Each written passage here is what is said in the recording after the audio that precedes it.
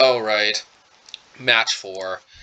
3-0. Let's try to keep the good times rolling. Hey, you can't complain about this hand unless we're up against a Tibalt deck where we mysteriously always don't seem to have a counterspell, even though we have 8 of them in our opening hand. But that must be a good luck sign, because every single time we didn't have a counterspell in our opening hand, despite having 8 of them, we have not actually been up against a Tibalt's Trickery deck. So, I mean, I don't know if I'm jinxing it right now, but let's hopefully keep the good times rolling. And I might be mistaken about that. That's my memory, but I haven't actually looked at the videos. So please excuse me if I did actually have a counterspell in one of the games, but it feels like in most of my game ones I don't, and I'm always worried if there is a Tibalt's deck, can I be able to stop it? But there's a not insignificant chance on the play that we may be able to draw one, and we do have the mana to cast it within the next 2 turns. I know we did draw into one in one of the previous turns, and if they're casting any turn 1 spell, it is very unlikely that they are a Tibalt deck. Now, if they're double Simian Spirit Guiding, okay, I was going to say, if they're double Simian Spirit Guiding, tapping a green mana into Violent Outburst on turn 1, that's a different story. Yeah. So let's see. I think I'm going to repeal this, unless I draw a comes into play tap land. Yeah, so I think I'm going to play Mutavault and repeal it. I think now, again, only downside is if I draw Creeping Tar Pit, where I may, but even then, I still may want to attack with the Mutavault. This could be a mistake, but I'm going to get the Mutavault hard here. Just pretty good chance I may want to attack. So just bounce this, just sets them back a little bit. Obviously, we had to spend 1 more mana than it's going to cost for them to play it, but hopefully it throws them off curve, and we have an Aether Vial taking up. So I think, specifically because of Aether Vial, and because of the nature of a turn 1 mana dork, I think we set them back further than we set ourselves back. Alright, I'm going to save this Spreading Seas for when they may put a Utopia Sprawl on one of their lands. So we could play a Masterflow Trident, but I think I'm just going to play Mutavault and attack. Now, this might get Lightning Bolted, but that's honestly fine. I'd much rather them Lightning Bolt and Mutavault than a Masterflow Trident. I don't particularly need the lands. Alright, looks like not. We'll play the Master at end of turn. They may also not be particularly afraid of the Mutavault, and I think rightfully so, if that's the case. Let's hope they drop a Utopia Sprawl in a way. Although, I mean, actually, they will get some extra mana out of it, unfortunately. But yep. We saw that one coming. Could have actually responded by dismembering the Arbor Elf, but I think I'd rather dismember whatever they play with the Arbor Elf at this point, because they will have 4 mana next turn, no matter what. And there isn't, like, the worst thing they could do is play Greater Gargaroth. That would be kind of a problem. Ooh. Okay. I think that's fine, and I think they're actually locking themselves out of the game, because unless they have another forest in their hand, I think if we Spreading Seas the forest, I think they may not be able to come back. So nothing we can do about it anyway. Let's see if they play anything else using the Arbor Elf. Doesn't seem like. Now, I may actually not want to kill the Arbor Elf, because it's not actually going to do all that much. Although I will effectively protect my Lord if I... No, I won't, because they get to untap it anyway. Actually, I could just wait to put the Lords in play. Yeah, I'll do that. I'll just wait to put the Lords in play. I don't need to play them right now. I can be patient. And unless they have another forest in hand, I think we can just leave this Arbor Elf sitting around, because there's a pretty decent chance they're not gonna be able to do anything anymore. Well, we saw that one coming.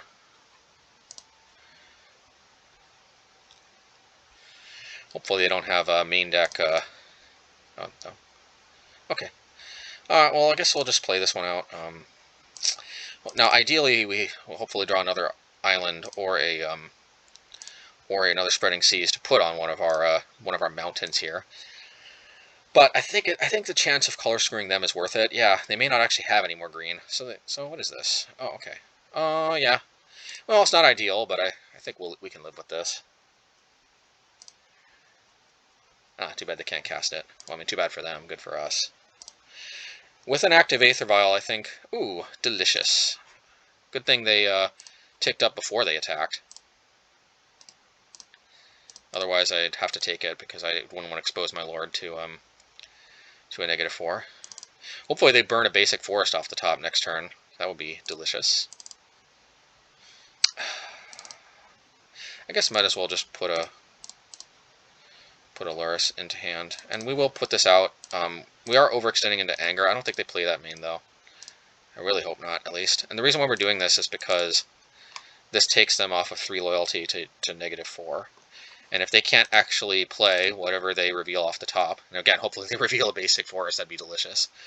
You know, yeah, then effectively they didn't get any card advantage off of this. Oh, second Blood Moon, it's a little annoying, but honestly at this point I think their Blood Moons are more their problem than ours.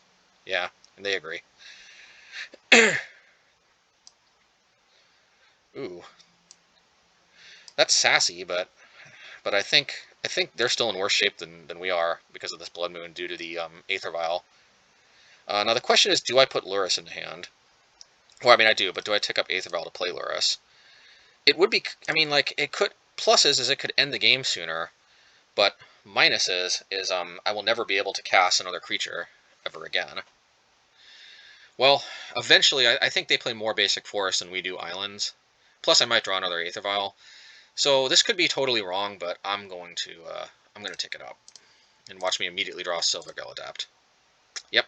Well, not a Silvergill Adept, but that's just been my experience. But just remember, folks, if I did not tick it up, then I would not have drawn this. So this could be a mistake, but I am gonna split up the attack because they didn't play Lightning Bolt so far, and they definitely had the means to do so. So hopefully we draw another Aether Vial or Runner Island. I find it odd that they're playing Stone Rain. It's an odd, very odd choice.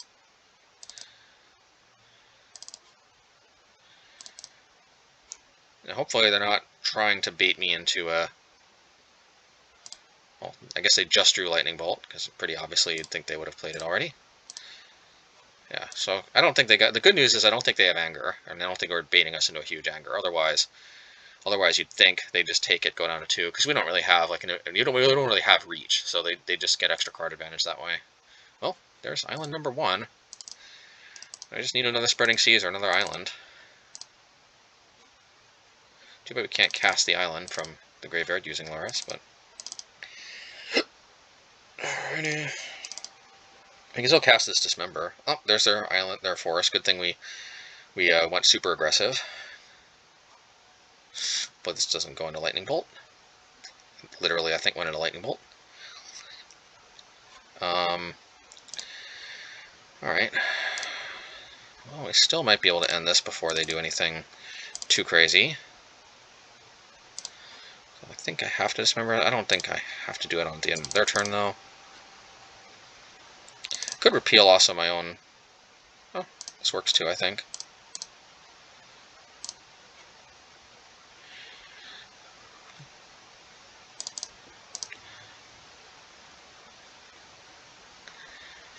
Yeah, let's just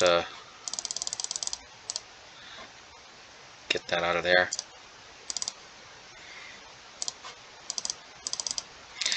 I might as well hold the Clearwater Path in hand just for extra bluffing potential. I don't know, but also, yeah, maybe not, because you just never know if, like, an end of turn Repeal the Blood Moon for a super alpha strike might actually come up, and having more mana for maybe using all my... I don't know.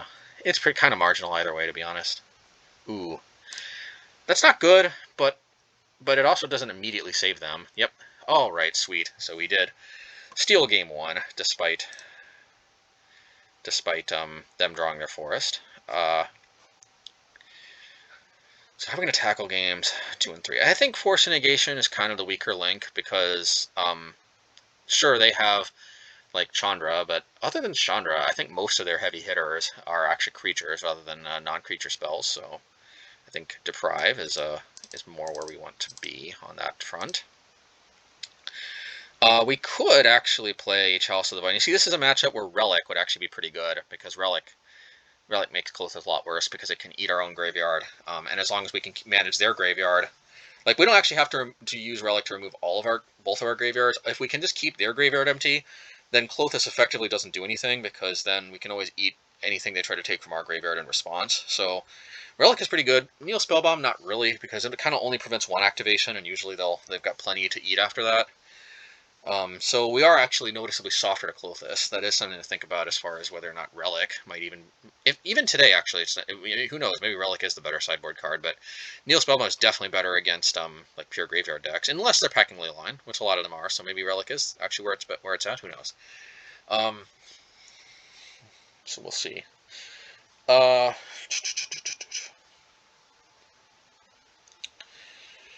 Dismember's great. I like Repeal. Repeal's not perfect in this matchup, but it did help us there. It also can reset Spreading Seas. Sometimes we have to Spreading Seas a different land. I do like Deprive. I do like Spreading Seas. I do like Dismember. I do like Repeal. So, question is, what's the last card we should bring in? I guess by process of elimination, we end up with Chalice. That's just because this is one of those matchups where Chalice isn't particularly good against, but I think Chalice is our best sideboard card nonetheless.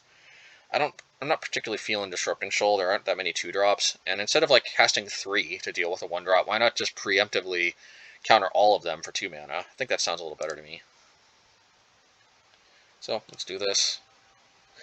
Could have brought in Nihil Spellbomb for the cycling, but again, we're not always going to have black. They are a land destruction deck. They are a Blood Moon deck. I think Chalice is our safest bet here, actually. Actually, it makes me wonder what our sideboard plan is against Red Prison. Although, actually, Force of Negation is actually perfectly fine against them, unlike this. So, hopefully we're covered enough. It's actually Humans that I'm worried about, because in Humans, Pithing Needle was an important sideboard card to basically replace Force of Negation with, because Force of Negation is pretty much dead against Humans, I guess, except for turn 1 Aether Vial. But turn 1 Aether Vial can be stopped with Pithing Needle too, although it will shut off ours, but we won't always have one. Plus we can shut off their Horizon lands. Yeah, I don't know. Even with Pithing Needle, still we were a little soft to. Oops, excuse me. Just give me 1 second.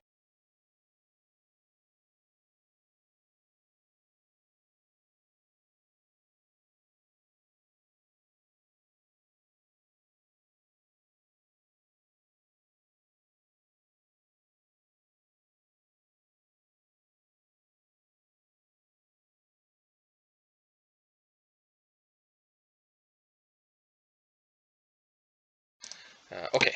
Yeah. So anyway, whatever. Let's just get back. Let's get back to it. Let's not worry about other matchups. Like, hopefully Tibalt's Trickery goes away soon, so we don't have to play 4 more counterspells just to shore up that matchup.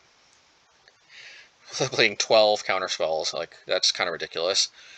But 8 doesn't seem to be enough in this current metagame, so 12 it is, and we haven't actually faced it yet, but I'd like to think I'm getting some EV by having a psychological boost for feeling less soft to Tibalt's Trickery.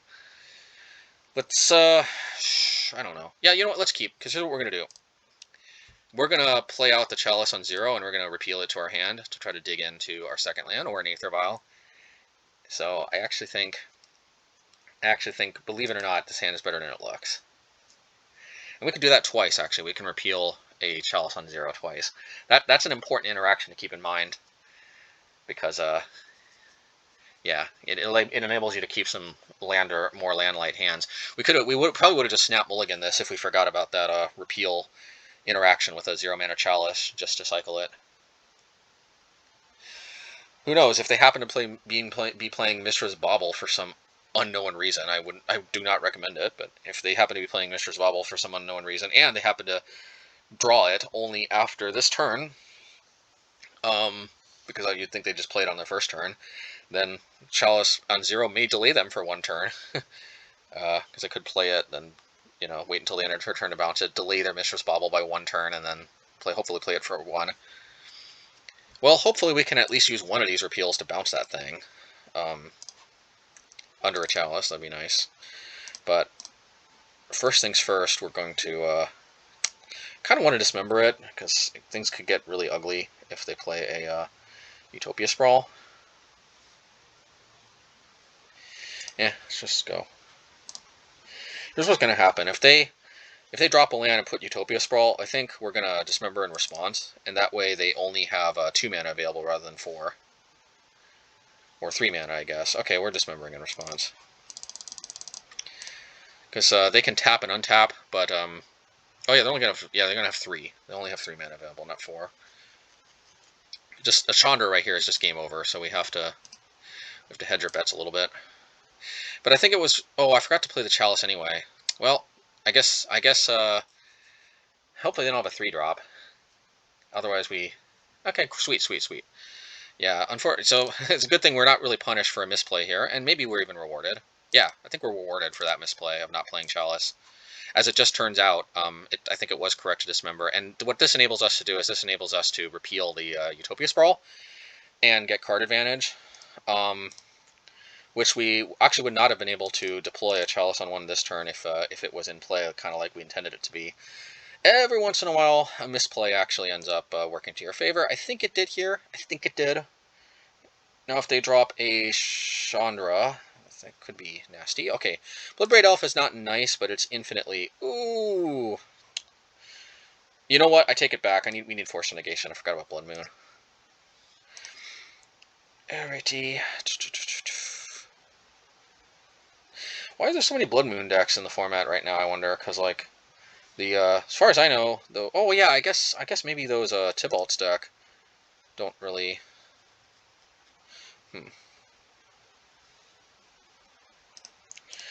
I'll probably have one more turn. Draw something. And we're actually looking like we might have a plan, but that Blood Moon kind of threw a monkey wrench in there. Man, if this Clearwater Path was just an island, we'd be in business. We are pretty much immune to choke, though, so there is that. This is a problem with Merfolk, is it's kind of hard to build your mana base in such a way that you're immune to both choke and Blood Moon, both of which are pretty popular sideboard cards due to Uro being in the format and notoriously being weak to both.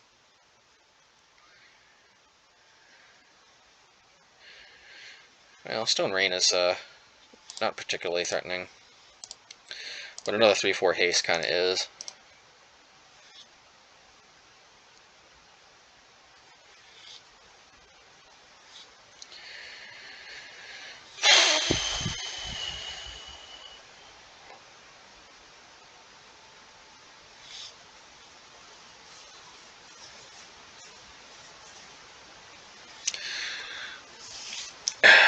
Just a pause from our opponent. Maybe they're getting calls too. Who knows? I wish MTGO had some like button you could pick or something to put like AFK or something, because it's just not knowing if your opponent's there or not. That's kind of annoying. If I knew they were AFK for whatever reason, it'd just be like, oh yeah, I mean, it happens. Just not knowing. It's just kind of, anyway. I don't even know why I'm playing on. I guess there's, some EV. An opponent is, whittling away their clock, unnecessarily with these pauses. So I guess I am pulling a little bit closer to parity with the another Bloodblade. Oh, there's the Chandra. I think they should have just played the Chandra first, to be honest, if they had it in their hand. I mean, obviously they're using it to finish me off here, but I think they would have pulled. They would have put themselves in a more insurmountable position if they just played the Chandra first, unless they just drew it. Who knows? Then again, they wouldn't have played. They may not have had the Blood Moon. How many cards did they reveal? I don't know. Yeah, it looks like they didn't really reveal much, and just kind of like the first stuff that came off here. So, Chalice is sweet and all, but I forgot about Blood Moon. Yeah, I forgot Blood Moon is kind of a doozy. All right, so yeah, if this Chalice was a Force Negation, we would have actually been in okay shape. So Force Negation it is. You win. We already have the best configuration in this matchup in the main deck. You win, deck. You win. We thought we could do better than what we had originally. Man, I really wish this was Chalice, but I don't think I can replace anything else here, so here we go. Let's keep this. I think the other card we could consider replacing is Deprive, but like I think Deprive is better than Chalice, because sure, countering their 1-drops is kind of sweet, but like it's actually their haymakers, like Greater Gargaroth or what's it called? That dragon, whatever it's called. Not Storm Wet Breath Dragon, but the one that taps and exerts and deals like 4 damage or something. Whatever. Obviously, Creeping Tar Pit is a pretty obvious play, but the point is, like, their haymakers are kind of more what sets us irreparably behind. Not necessarily their 1-drops. Their 1-drops are mostly utility. And I think we win the game more by beating them in the late game anyway. If we can counter their haymakers. Because we're kind of like, in a way, we're kind of like more... They're kind of like more control, and we're kind of more mid-range, in a way, you could say, because their top end is better, but I think our average... Like, Lord of Atlantis, I think, is more powerful than...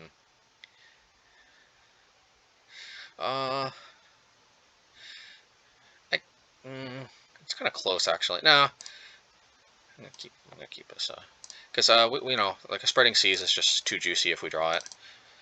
We don't draw it yet, but, like, we'll force to negate the Blood Moon. We'll hope we draw into Spreading Seas for the Utopia Sprawl.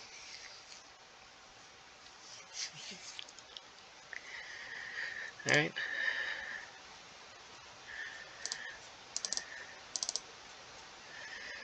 Kind of feel like maybe repealing the Arbor Elf, especially if I don't draw land. If they Lightning Bolt, I think I'm force negating it. Probably pitching Blood Moon. I mean, probably pitching Deprive.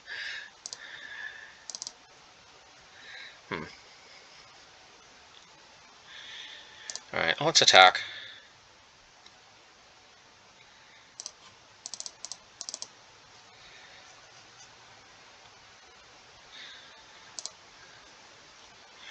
I'm repealing, mostly because I just want to... I want to keep them off of an obscene amount of mana next turn, and I want to hopefully draw land.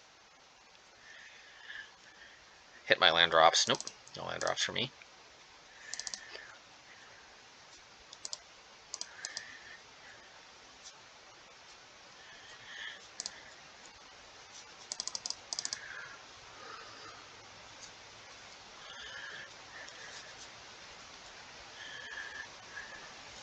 Hopefully they play Chandra.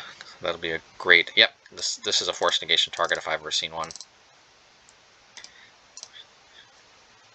And they can't Veil of Summer me in response, which is always nice. Ooh, don't mind if I do. This also makes their Blood Moons more awkward. Would be nice to actually draw into the land, though, but...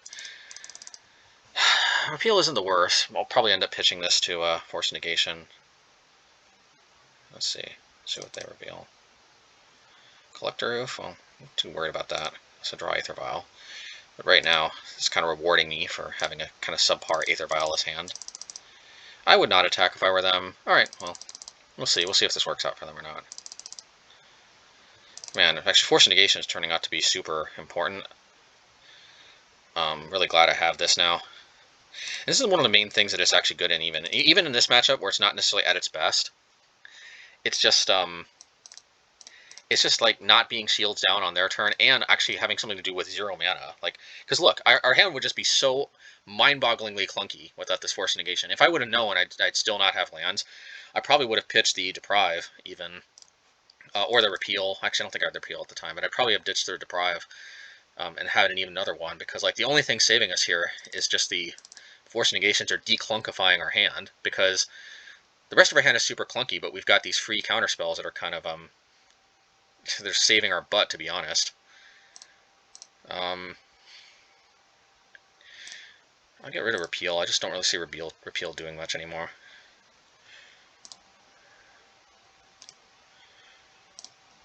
So I think we attack, we leave up 2 mana for either Trickster or Deprive. Yeah, you go for that. I don't really care.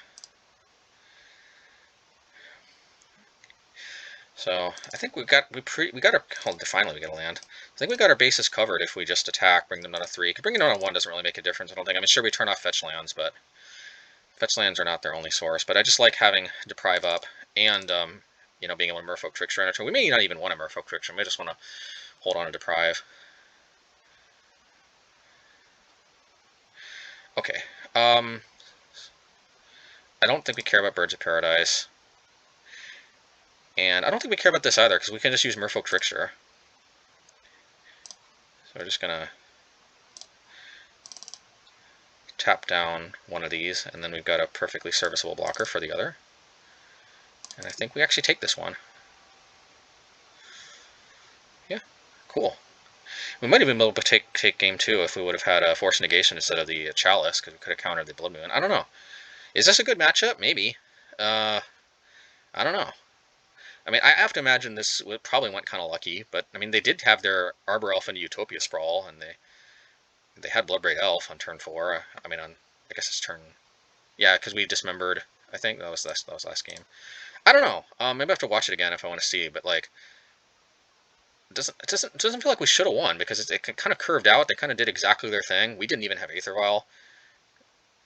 You know, maybe I should just give Merfolk more credit. Maybe this is actually a good matchup. I mean, Merfolk's entitled to have good matchups, right? I don't know. I just haven't played Merfolk in a long time, and I certainly haven't played this matchup a lot. But that felt surprisingly easy. We'll see. Anyway.